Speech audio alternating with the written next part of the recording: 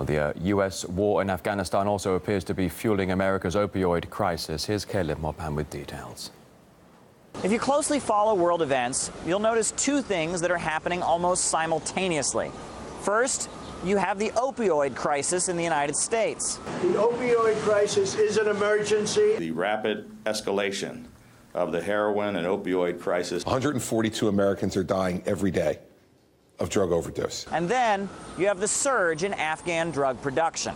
Opium production in Afghanistan rose by 43% to 4,800 metric tons in 2016 compared with 2015 levels. Afghanistan hasn't always been the booming center of drug production that it is today. Since the United States invaded in 2001, the poppy fields and the drug dealers who run them have been getting stronger. In fact, at this point, drug production in Afghanistan is 25 times higher than before Washington got involved.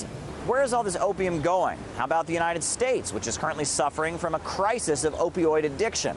Well, the U.S. Drug Enforcement Agency says that there's no connection. Southwest Asian heroin is by far the most common type of heroin produced in the world. However, its availability in the US market is very low. The UN agency begs to differ.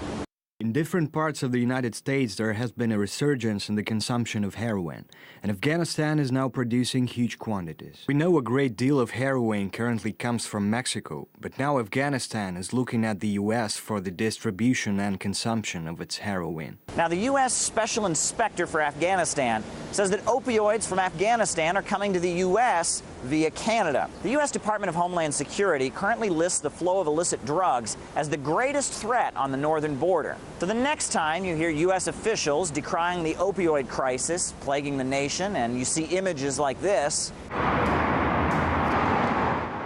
you might also want to keep images like this in mind. Caleb Mopan, RT, New York. The managing editor of news site Veterans Today, Jim Dean, says the war on terror is simply putting money into the pockets of U.S. intelligence agencies and politicians. Before we went into Afghanistan, there was almost no heroin production there.